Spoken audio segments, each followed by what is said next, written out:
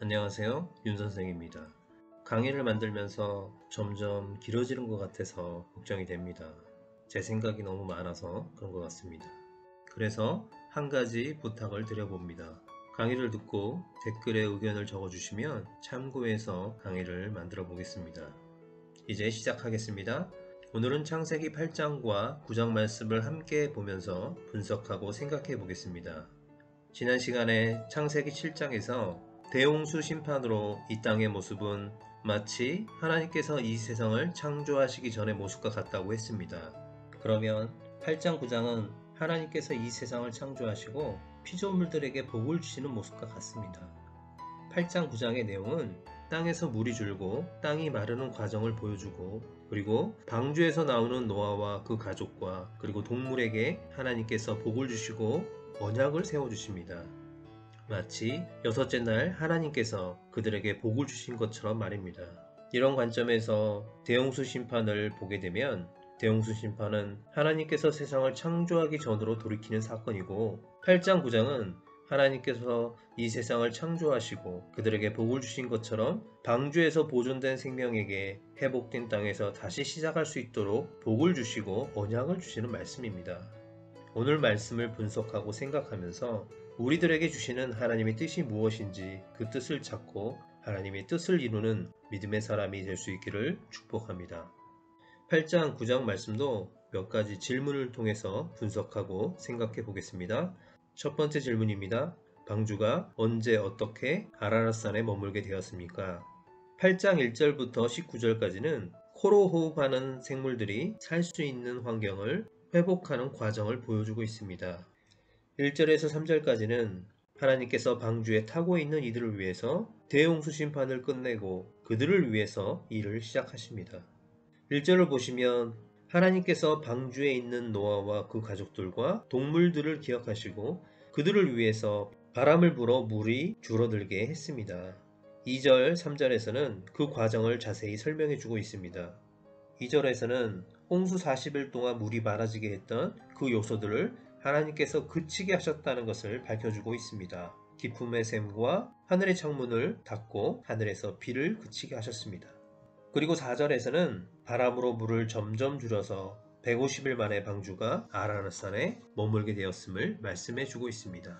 이 부분에 대해서는 어떤 학자는 땅에 가득했던 물을 하나님께서 한쪽으로 불어서 지구의 양극지방 남극과 북극으로 몰고 간 후 거기서 물을 얼려서 큰 빙하로 만들어서 물의 수위가 낮아졌다고 주장하는 사람도 있습니다. 그냥 참고만 하시기 바랍니다. 이렇게 방주는 대홍수 심판으로부터 150일이 지난 7월 17일에 아라랏산에 머물게 되었습니다. 하나님께서 물로 이 세상을 심판하시는 그 시간에도 하나님은 방주에 타고 있던 그 생명들을 기억하시고 그들을 위해 일하셨습니다. 이와 같이 마지막 심판을 향하고 있는 이 마지막 때에도 하나님께서는 예수 그리스도를 믿는 우리를 기억하시고 구원의 일을 멈추지 않으십니다. 이 사실을 기억하시고 믿음으로 끝까지 하나님의 뜻을 이루시는 모두가 될 수 있기를 축복합니다. 두 번째 질문, 방주에 있던 노아는 땅에 물이 줄어가는 것을 어떻게 알 수 있었습니까? 5절을 보면 방주에서 산들의 봉우리가 보였다고 합니다. 이것은 물이 줄어가고 있다는 것을 보여주고 있습니다. 방주가 아라랏산에 머물고 73일 만에 물이 아닌 다른 물체를 처음 보는 날입니다. 그동안 온통 세상에는 물밖에 보이지 않았습니다. 드디어 산봉우리가 보였습니다. 노아와 그 가족은 어떤 마음이 들었을까요? 하나님이 이 세상을 창조하시고 기뻐하셨던 것처럼 노아의 가족들은 그 산봉우리를 보고 새로운 기대와 희망으로 기뻤을 것입니다. 그리고 6절에서는 노아가 산봉우리를 보고 난 후 40일이 되던 날에 방주에 있는 창문을 열었다고 말하고 있습니다. 이 말씀 또한 물이 줄어가고 있다는 것을 보여주고 있습니다. 이제는 물이 줄어들어서 방주의 창문을 열 수 있게 되었다는 것을 알 수 있습니다. 이 날은 10월 1일 산봉우리를 보고 40일이 지났기 때문에 그날은 11월 10일이 됩니다. 이날 노아는 방주의 창문을 열고 까마귀를 날려보냅니다. 그런데 이 까마귀는 노아에게 돌아오지 않고 마음대로 이리저리 날아다니기만 합니다. 8절을 보시면 그러자 노아는 비둘기를 다시 날려보냅니다. 그런데 비둘기는 땅을 밟고 살아가는 새입니다. 그래서 땅을 찾지 못하고 다시 방주로 돌아왔습니다. 9절 후반부를 보시면 노아가 손을 내밀자 비둘기가 노아에게 왔고, 그래서 노아가 비둘기를 방주 안으로 들여보냅니다. 그런데 까마귀는 노아에게 돌아오지 않았습니다. 여기서 우리는 까마귀와 비둘기의 차이점을 찾아볼 수 있습니다. 그리고 10절을 보면 노아는 또 7일을 기다렸다가 다시 비둘기를 방주에서 내보냅니다. 이번에는 비둘기가 저녁에 돌아왔습니다. 그 입에 무엇을 물고 왔습니까? 그 입에 감람나무 새 잎사귀가 있었습니다.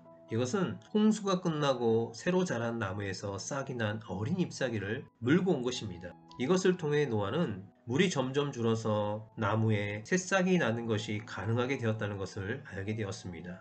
그리고 이 땅에 다시 생명이 싹 틔우는 것을 알게 되었습니다.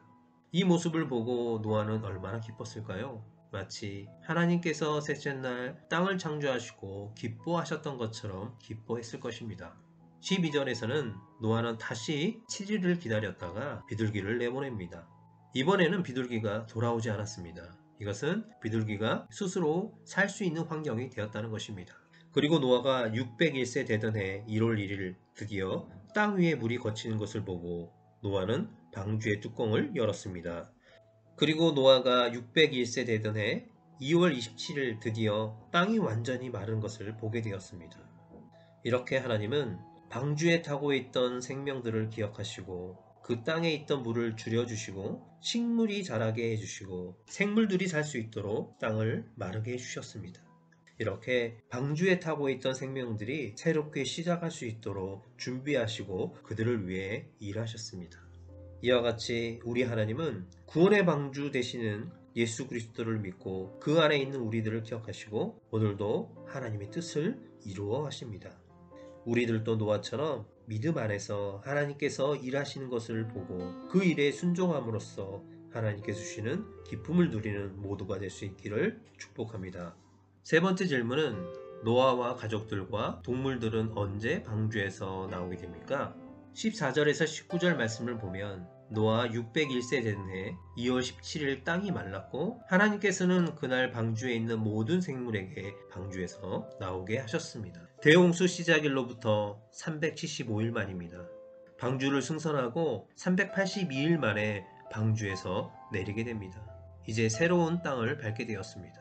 그러나 대홍수 심판을 직접 경험한 그들은 기대와 기쁨도 있었겠지만 걱정과 두려움이 있었을 것입니다.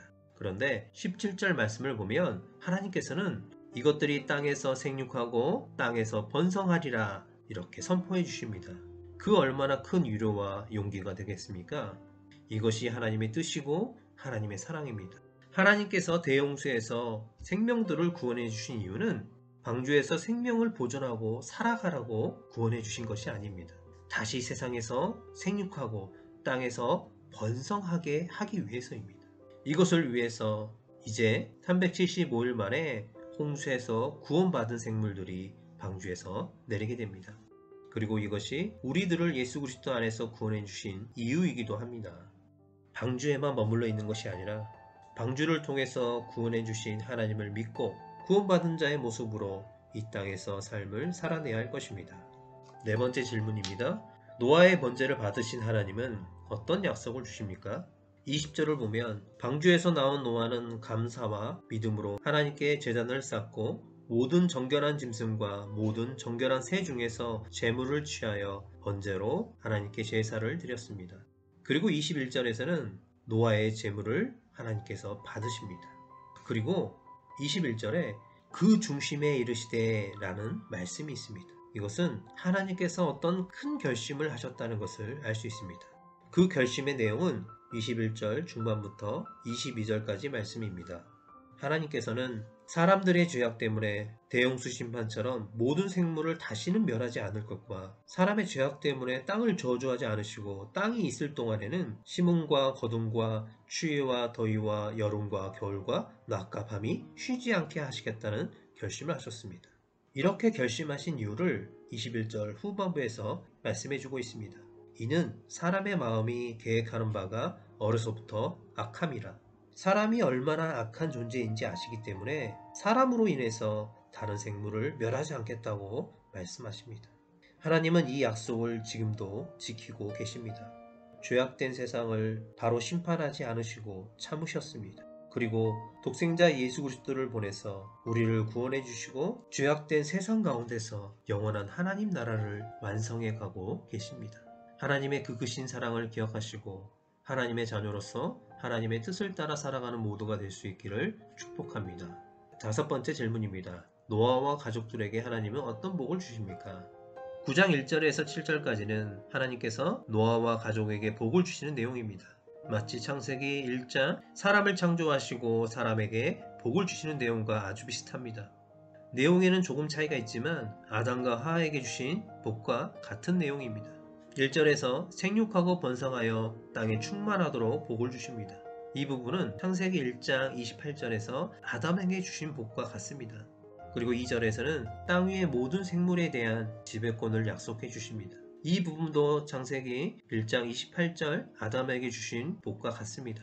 그러나 본문에서는 조금 차이점이 있습니다. 사람이 범죄하기 전에는 동물에 대한 다스리는 지배권을 가지고 있었으나 사람이 범죄한 이후 하나님의 형상을 잃어버린 사람은 그 전과 같이 동물을 다스릴 수 없게 되었습니다. 그래서 하나님께서는 모든 동물과 생물들에게 사람들을 무서워하고 두려워하게 해서 사람과 생물 간의 관계를 유지하게 하는 새로운 방법을 주셨습니다. 이것은 죄로 인해 무질서해진 이 세상에서 인간을 보호하시려는 하나님의 사랑이요 은혜입니다. 그리고 3절은 사람의 먹을거리에 대해서 말씀해주고 있습니다. 창세기 1장 29절에서는 온 지면에 씨 맺는 모든 채소와 씨 가진 열매 맺는 모든 나무를 너에게 주노니 너의 먹을거리가 되리라 말씀하셨습니다. 그런데 9장에서는 여기에 살아있는 동물이 포함됩니다. 이것은 대홍수 이후 변화된 동물과 사람의 관계, 그리고 대홍수 이후 변화되는 환경 속에서 사람들이 살아갈 수 있도록 허락해 주신 명령입니다. 그러나 4절에서 고기를 핏째 먹지 못하게 합니다.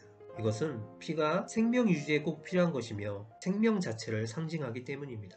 그리고 사람들로 하여금 생명의 존엄성을 깨닫고 생명을 함부로 대하는 것을 막기 위해서 이렇게 말씀하셨습니다. 그래서 5절 6절에서 생명을 함부로 해하지 못하도록 경고해 주십니다. 이것은 모든 생명의 주인이 바로 하나님이심을 밝히고 있습니다. 그리고 특별히 하나님의 형상과 모양을 닮은 사람을 죽이고 피를 흘리게 하는 자에게 똑같은 죽음의 형벌을 내릴 것이라고 말씀하셨습니다. 그리고 7절에서는 1절에서 주셨던 복의 내용을 다시 강조해서 복을 주십니다. 그 내용은 너희는 생육하고 번성하여 땅에 가득하여 그 중에서 번성하라.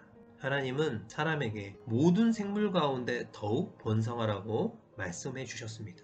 이것이 바로 대홍수 심판에서 구원받은 사람의 목적입니다. 우리는 이렇게 하나님의 복을 받은 존재로서 이 땅에서 더욱 번성해야 합니다. 마지막으로 여섯 번째 질문입니다. 대홍수 이후 하나님은 누구에게 언약을 세워주셨습니까? 9장 10절 말씀 후반부를 보시면 누구에게 언약을 세워주시는지 알 수 있습니다. 방주에게서 나온 모든 것, 곧 땅의 모든 짐승에게니라. 하나님은 방주에서 나온 모든 생명에게 이 언약을 주셨습니다. 이 언약은 그때 한정된 것이 아니라 모든 후손들 계속 유전되어 가는 땅의 모든 생물에게 주신 언약입니다. 11절에서 언약의 내용은 다시는 모든 생물을 홍수로 멸하지 아니할 것이다. 하나님은 물로 이 세상을 심판하지 않겠다고 약속해 주셨습니다. 그리고 그 증거로 무지개를 주셨습니다. 이렇게 약속을 주시고 그 증거까지 주신 이유가 무엇입니까? 이제 물을 두려워하지 말고 생육하고 번성하라고 주신 약속입니다. 비만 보면 두려울 것입니다. 그러나 비가 온 후에 무지개가 보이면 안심하라는 것입니다. 하나님은 이 땅의 모든 생물들이 두려워하지 말고 생육하고 번성하기를 원하셨습니다. 그리고 18절에서 29절까지는 노아가 홍수 이후에 350년을 더 살면서 포도주를 먹고 취해 실수하고 그로 인해서 3명의 자녀에 대해서 예언한 말씀과 노아가 950세에 죽음을 맞이했다는 말씀입니다. 지금까지 8장 9장 말씀을 분석하고 생각해 보았습니다. 우리는 8장 9장에서 대홍수 심판에서 이 땅이 회복되어 가는 과정과 하나님께서 방주에 타고 있는 생명들에게 무엇을 원하는지 알게 되었습니다. 하나님께서 방주에 생명들을 태워 구원하시고 이 땅을 회복해 주신 이유는 다시 이 땅에서 생육하고 번성하게 하기 위해서입니다. 그리고 무엇보다 그 중에 사람들이 모든 생물 중에 더 번성하기를 원하셨습니다. 죄악된 세상에 구원의 방주 되시는 예수님을 보내시고 우리를 구원해 주시는 이유도 이와 같습니다. 하나님의 자녀로서 세상을 두려워하지 말고 더욱 이 땅에서 번성하고 충만해져야 할 것입니다. 이것이 우리를 향한 하나님의 뜻입니다. 우리 모두 하나님의 뜻대로 살아가는 믿음의 사람이 될 수 있기를 축복합니다.